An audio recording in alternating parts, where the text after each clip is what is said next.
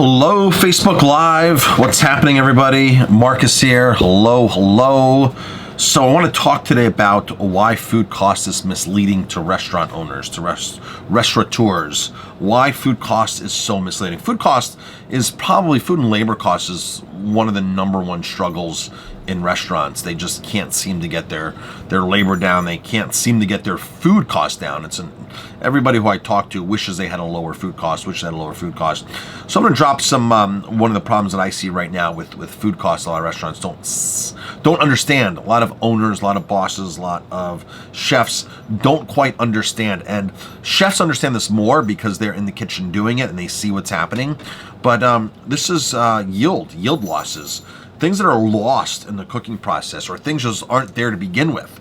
So when a lot of restaurants, chefs, restaurateurs, they go to cost their menu out. First of all, a lot don't cost their menu out. A lot just simply say, here's my 8-ounce burger.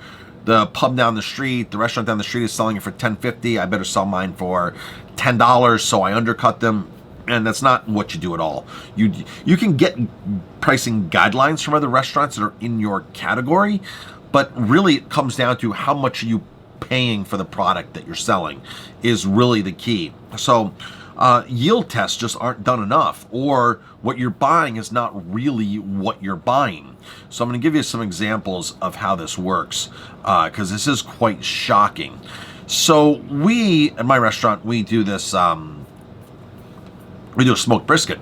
So we smoke the brisket, cook it 12 hours, and we smoke it for 12 hours, and we sous vide it on a very, very low temperature. It's grass-fed. There's not much fat. There's not much loss, or there's not much perceived loss in this, as opposed to something that's really fatty that we have to trim up a lot. And so as we're doing this, we monitor everything. We do a batch, 50 pounds. We figure out how many portions we have. We figure out the cost per portion or per protein. We buy 100 pounds, 101 pounds, whatever it is. We figure it out. We do it. We mark it down, and we keep monitoring these things. So my last batch of smoked brisket, super lean. It's grass-fed. It's lean. It's not, and they're small. They're smaller pieces. They're not that outrageously big brisket that has just loaded with all that fat that you literally have to sit there and trim and score and that stuff right there. You're throwing away right off the bat. You're throwing away almost 10%. It seems like. So ours is so lean. We do a no trim. It's just basically ready to smoke, go, and sous vide. We just bought 101 pounds. We serve an 8-ounce portion. All right, we bought 101 pounds, 8-ounce portion. Logistically, theoretically, ideal-wise, you buy 101 pounds, 8-ounce portions, that would lead to 202 portions. 101 turns 202, but that's not the reality of it. And I asked my staff. My staff had no idea, by the way.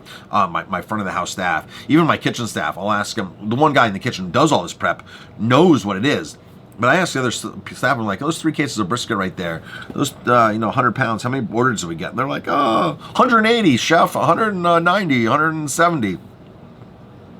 Our last yield test, our current yield test, which we feel we've gotten this to the point where, we're getting the most efficient yield out of this. 101 pounds got us 119 orders.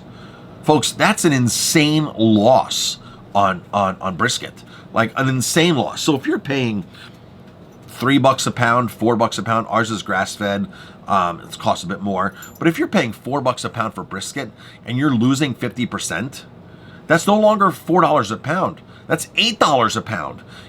And I see a ton of barbecue places. By the way, a lot of barbecue restaurants are opened up by people who have never been in the industry before. They've been great at barbecuing in their backyard. They've studied it. They don't know about opening a restaurant. They don't know about costing food. They might know about barbecue, and they might have this really great passion for it. And they've been studying it. They watch YouTube videos. They got this great smoker in their backyard, and they're like, "Yeah, let me roll this into a restaurant." And I typically find that a lot of barbecue restaurants, certain amount of barbecue restaurants, fit that mold of the owner. And then they go into this and like, well, I'm paying $4 a pound for brisket or $3 a pound. I'll put a half a pound or 6 ounces on a sandwich on a thing, and I'll charge like $9.95. And as soon as I see those places, I'm like, there's no way that you're covering your costs. There's zero. You're at a 90% food cost. And when I tell these owners that, they're like, no, I pay I'm like, trust me. So we do a quick Google search. If you do a quick Google search now, yield on brisket, yield on smoked brisket, it'll simply, one of the first things that pops up is, yeah, a 14-pound brisket gets you 7 pounds. That's 50%. That $3 a pound brisket, which brisket at $3 a pound is rare, even the cheap stuff. Maybe Restaurant Depot, I've seen it for like $2.60 at its cheapest point if you buy a ton of it. But even at $2.60 a pound, that turns into $5.20 a pound. At $3, it turns into $6. $4, it turns into $8 a pound. And all that labor in there, and the food cost, it's insane. So brisket is just one part of this here, okay? Like, for example, when you buy a case of corn, 36% of that case of corn is waste. All right, 36% is yield. So over 60% is total waste on there. Zucchini, something as simple as zucchini, folks, something as simple as zucchini is only a 78% yield. You get it, you cut it, you trim off the ends.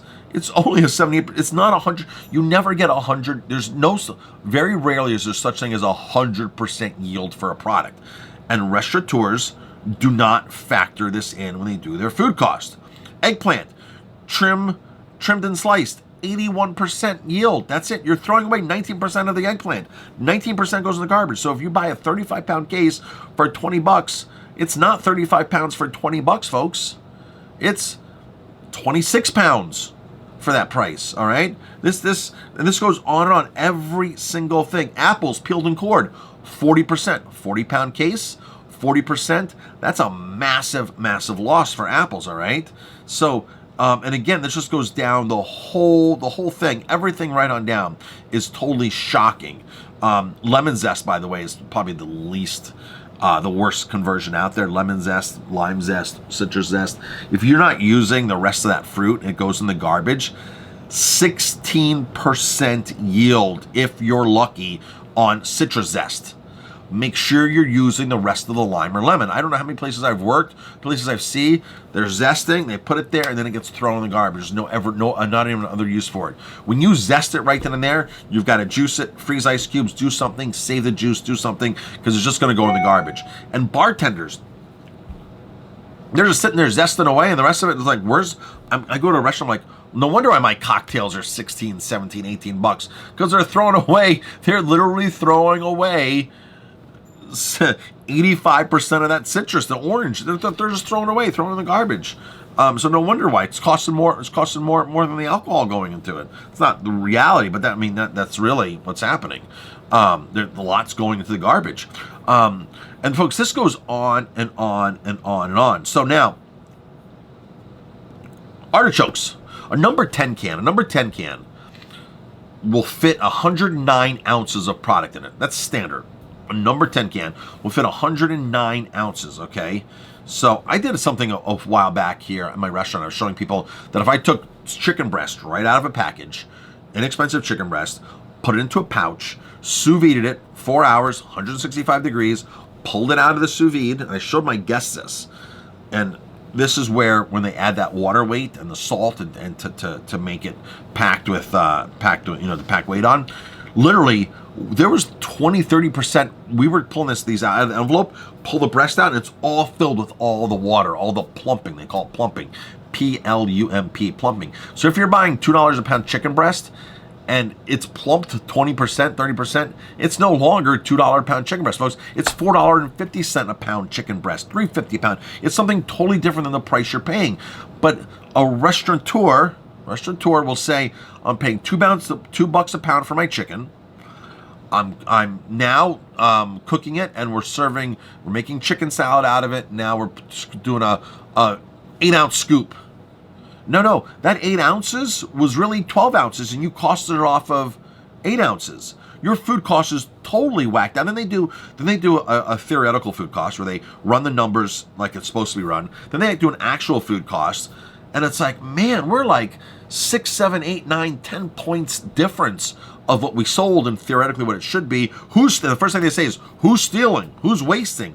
It's the first thing that pops up in the owner's mind, the boss's mind. Somebody's stealing. Somebody's wasting. Somebody's not portioning out right. No, the recipe wasn't done right to begin with. That's the problem. It wasn't figured out. The cost wasn't figured out right to begin with. Wings. I know wings have a bone in them, but only 50% of it's actually meat. And the wings are sort of a different thing because people eat wings and the bones are left there.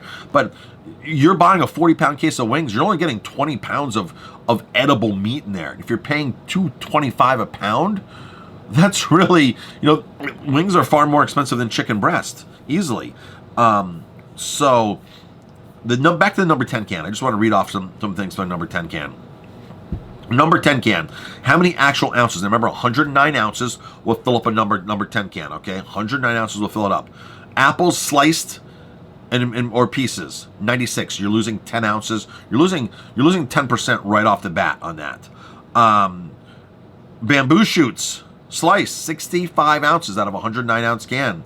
Garbanzo beans, 68 ounces out of a 96-ounce can. 68 ounces. That's it, folks. 68 ounces. That's terrible. That's pathetic, but it's packed with water.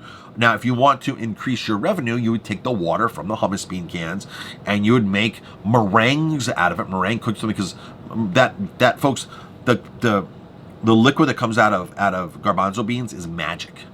It is amazing for a lot of vegan dishes. Amazing. It's a binder. It's great. It's like you can literally scramble it like eggs. It is amazing. So now you can take that and roll it into another product. And if you're making meringue cookies, you're using all the garbanzo bean juice. Now you're making money from the waste. Now that's being productive. All right. So jalapenos, sliced canned jalapenos, only 80 ounces. Again, 109-ounce can. Mandarin oranges, 74 ounces in a 109-ounce can. Mushrooms, sliced in pieces, 61 ounces in a 109-ounce can. And these are things that when people figure out recipes, they're not figuring this out. They're just like, oh, I bought a number 10 can and, this and that. And, artichokes. Where were artichokes? Artichokes were something very small. I love canned artichokes. I can literally eat the whole can myself. But I'm really only eating, where are we at here? 70 ounces in a 120-ounce can. It's only 70 ounces, right? Beets, 70 ounces. Pinto beans, 68 ounces. White beans, 75 ounces. Lima beans, 72 ounces. Kidney beans, 75 ounces. You get the picture, folks. This adds up. This totally adds up. Yams, sweet potatoes, 73 ounces. Strawberries in syrup, 74 ounces. Sauerkraut, 80 ounces in a 109-ounce can. Now, sauerkraut's packed a little differently. It's basically, there's not much juice in sauerkraut typically, so it's pretty much dry. But a lot of this other stuff is packed with juice, and the juice gets drained off, like the garbanzo beans. Carrots diced, 72 ounces. The juice gets thrown off. Corn. You drain the corn, 71 ounces of corn kernels left in a 109-ounce can. All right? So, you have got to be on top of performing yield tests. You need to perform yield tests constantly to keep up with your food costing and your food cost. It's something that you keep doing. Like every batch of brisket we do, we know what it weighs. It came in, it's on the invoice, we weigh it, we cook it, we yield test it, and we report back and make sure that we're in that line every single time we do. The person who does it text messages me, Marcus, got 74 ounces, here's what I started with, and boom, boom, boom. That gets done every single time we do things like that. And if there's a flag that pops up, I'm like, okay, something happened along somewhere that something did that. Now, ideal food costs. This is a tricky question. People ask me, well, Marcus, what's the ideal food cost to have? I should probably do a separate video on that because there's a couple different answers to that and gets in depth. The most profitable restaurants in the country, folks, steakhouses, have the highest food cost. When you're selling a $75 steak and it's a 50% food cost, you're putting in $37 into the register. At another restaurant, I don't even charge $37 for a steak. So there you get it. It's the contribution that matters. So sometimes the high food cost is not really a concern, but realistically, you need to be 25, 22, 28%. You gotta have your food and labor under 65. Closest to 50 as you can possibly get at food and labor combined, so it's 25 and 25, and then you're running a really highly profitable restaurant. At 70% combined, you're not running a highly profitable restaurant. You're probably struggling to get by. And the more you monitor these numbers, the better off you get. The more you monitor, what you measure improves. All right? So by us monitoring and measuring every single batch of brisket that we do, we improve and monitor and keep it in line, okay? Now, we've literally brought our brisket cost down and down and down and down. And it wasn't because we were buying a cheaper product. It's because we were buying a smarter product and cooking it better and figuring things out with it. Okay, that's how we brought our cost down. I mean, literally, we brought our percentage on our brisket down by, when we first launched our brisket and we were putting it on the plate for the price. We actually increased our portion size too and raised it $2, and we're still coming in at under 20% food cost on that. But there were days that brisket was 33, 32%, 34% when we first launched it, and we had to figure and tweak it out. Now, if we would have kept doing yield tests and monitoring this based upon the raw price of the brisket was costing me, what I thought was going on the plate, if I would have been a regular, person, restaurateur that wasn't into the numbers and into that, I would have still be serving to this day, 3 years later, a brisket at 34% food cost, at 14 points higher than I am now, thinking I was making money on it. And then, if you don't run monthly food cost inventory, you're in the blind on this. You're totally in the blind, and you are throwing out tons and tons and tons of money. Tons of money. You sell that much brisket a year from a 34% food cost to a 20% food cost or an 18% food cost, and you do this over 3, 4, 5 dishes. Brisket's one of our best-selling dishes. I love to sell the brisket because there's no temperature, there's no medium rare, it's no medium rare or mid-well. It's all smoked. It's all 100% cooked. There's nothing like, oh, it was too rare, it wasn't rare enough. It's what it is. It barely gets any sendbacks. It barely gets sendbacks, so that margin's low. So why wouldn't I want to keep selling this? But at a 34% food cost, I wouldn't want to sell it.